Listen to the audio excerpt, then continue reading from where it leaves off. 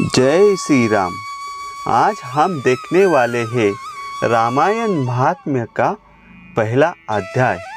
इसमें हम जान लेंगे कलियुग में मनुष्य को उद्धार के लिए क्या क्या उपाय है।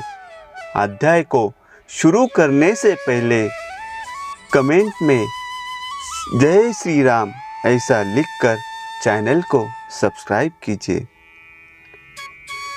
श्री रामचंद्र जी समस्त संसार को शरण देने वाले हैं। श्री राम के बिना दूसरी कौन सी गति है। श्री राम कलियुग के समस्त दोषों को नष्ट कर देते हैं। अतः श्री रामचंद्र जी को नमस्कार करना चाहिए। श्री राम से काल रूपी भयंकर सर्प भी डरते हैं। जगत का सब कुछ भगवान श्री राम के वश में है। श्री राम में मेरी अखंड भक्ति बनी रहे। हे राम, आप ही मेरे आधार है। चित्रकूट में निवास करने वाले भगवती लक्ष्मी मतलब माता सीता के आनंद निकेतन और भक्तों को अभय देने वाले परमानंद स्वरूप भगवान श्री रामचंद्र जी को मैं नमस्कार करता हूँ। संपूर्ण जगत के अभीष्ट मनोरथों को सिद्ध करने वाले अथवा सृष्टि पालन एवं संहार के द्वारा जगत की व्यावहारिक सत्ता को सिद्ध करने वाले ब्रह्मा विष्णु और महेश आदि देवता जिनके अभिन्न अंश मात्र है, उन परम विशुद्ध सच्चिदानंदमय परमात्मा देव श्री रामचंद्र जी को मैं नमस्कार करता हूँ तथा उन्हीं के भजन चिंतन में मन लगाता हूँ। ऋषियों ने कहा, भगवान आप विद्वान है, ज्ञानी है।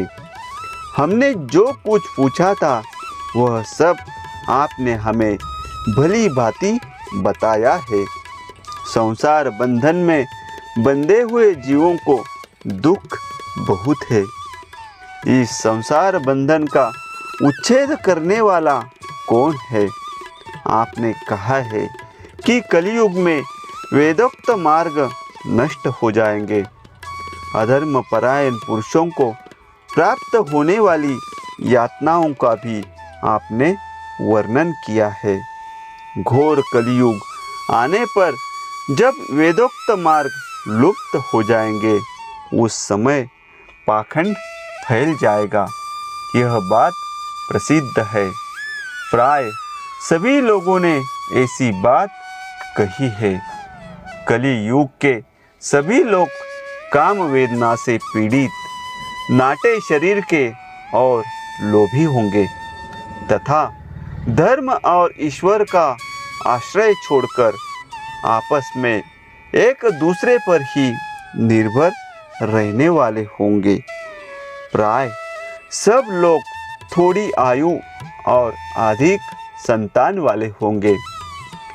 उस युग की स्त्रियां अपने ही शरीर के पोषण में तत्पर और वेश्याओं के समान आचरण में प्रवृत्त होंगी। वे अपने पति की आज्ञा का अनादर करके सदा दूसरों के घर जाया आया करेंगी। दुराचारी पुरुषों से मिलने की सदैव अभिलाषा करेंगी। उत्तम कुल की स्त्रियां भी पर पुरुषों के निकट ओछी बातें करने वाली होंगी।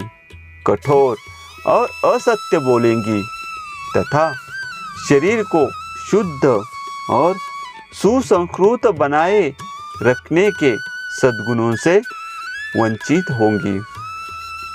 कलि युग में अधिकांश स्त्रियां वाचाल मतलब व्यर्थ बकवास करने वाली होंगी। भिक्षा से जीवन निर्वाह करने वाले सन्यासी भी मित्र आदि के स्नेह संबंध में बंधे रहने वाले होंगे।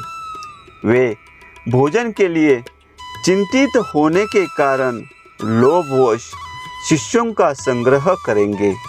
स्त्रियां दोनों हाथों से सिर खुजलाती हुई गृहपति की आज्ञा का जानबूझकर उल्लंघन करेगी। जब ब्राह्मण पाखंडी लोगों के साथ रहकर पाखंडपूर्ण बातें करने लगे, तब जानना चाहिए कि कलयुग खूब बढ़ गया है।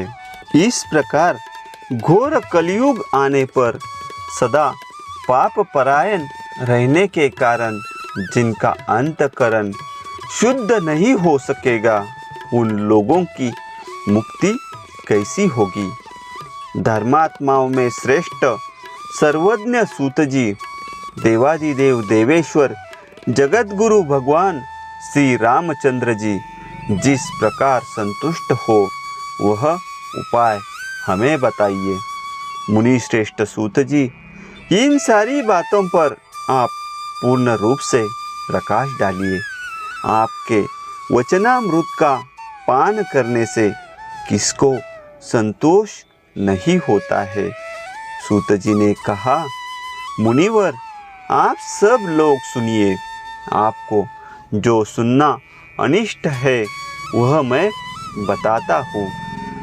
महात्मा नारद जी ने सनत कुमार को जिस रामायण नामक महाकाव्य का गान सुनाया था, वह समस्त पापों का नाश और दुष्ट ग्रहों की बाधा का निवारण करने वाला है। वह संपूर्ण वेदार्थों की सम्मति के अनुकूल है। उससे समस्त दुस्वप्नों का नाश हो जाता है। वह धन्यवाद के योग्य तथा भोग और मोक्ष रूप फल प्रदान करने वाला है। उसमें भगवान श्री रामचंद्र जी की लीला कथा का वर्णन है। वह काव्य अपने पाठक और श्रोताओं के लिए समस्त कल्याणमयी सिद्धियों को देने वाला है। धर्म, अर्थ, काम और मोक्ष, इन चारों पुरुषार्थों का साधक है। महान फल देने वाला है। यह अपूर्व काव्य पुण्यमय फल प्रदान करने की शक्ति रखता है। आप लोग एकाग्र चित्त होकर इसे श्रवण करें। महान पातकों अथवा संपूर्ण उपपातकों से युक्त मनुष्य भी उस ऋषि प्रणीत दिव्य काव्य का श्रवण करने से शुद्धि अथवा सिद्धि प्राप्त कर लेता है। संपूर्ण जगत के हित साधन में लगे रहने वाले जो मनुष्य सदा रामायण के अनुसार बर्ताव करते हैं, वे ही संपूर्ण शास्त्रों के मर्म को समझने वाले और कृतार्थ है।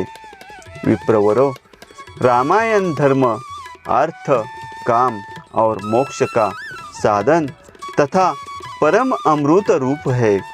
अतः सदा भक्ति भाव से उसका श्रवण करना चाहिए। जिस मनुष्य के पूर्व जन्मोत्पार्जित सारे पाप नष्ट हो जाते हैं, उसी का रामायण के प्रति अधिक प्रेम होता है। यह निश्चित बात है। जो आपके बंधन में जकड़ा हुआ है, वह रामायण की कथा आरंभ होने पर उसकी अवहेलना करके दूसरी निम्न कोटि की बातों में फंस जाता है। उन असाधकताओं में अपनी बुद्धि के आसक्त होने के कारण वह तदनुरूप ही बर्ताव करने लगता है। इसलिए द्विजेंद्रगण, आप लोग रामायण नामक परम पुण्यदायक उत्तम काव्य का श्रवण करें, जिसके सुनने से जन्म, जरा और मृत्यु के भय का नाश हो जाता है तथा श्रवण करने वाला मनुष्य पाप दोष से रहित हो अच्युत स्वरूप हो जाता है। रामायण काव्य अत्यंत उत्तम, वरणीय और मनोवांछित वर देने वाला है। वह उसका पाठ और श्रवण करने वाले समस्त जगत को शीघ्र ही संसार सागर से पार कर देता है। उस आदि काव्य को सुनकर मनुष्य श्री रामचंद्र जी के परम पद को प्राप्त कर लेता है, जो ब्रह्मा, रुद्र और विष्णु नामक भिन्न भिन्न रूप धारण करके विश्व की सृष्टि, संहार और पालन करते हैं। उन आदिदेव परमोत्कृष्ट परमात्मा श्री रामचंद्र जी को अपने हृदय मंदिर में स्थापित करके मनुष्य मोक्ष का भागी होता है। जो नाम तथा जाति आदि विकल्पों से रहित, कार्य कारण से परे, सर्वोत्कृष्ट वेदांत शास्त्र के द्वारा जानने योग्य एवं अपने ही प्रकाश से प्रकाशित होने वाला परमात्मा है, उसका समस्त वेदों और पुराणों के द्वारा साक्षात्कार होता है। इस रामायण के अनुशीलन से भी उसी की प्राप्ति होती है। विप्रवरों कार्तिक, माघ और चैत्र मास के शुक्ल पक्ष में 9 दिनों में रामायण की अमृतमयी कथा का श्रवण करना चाहिए।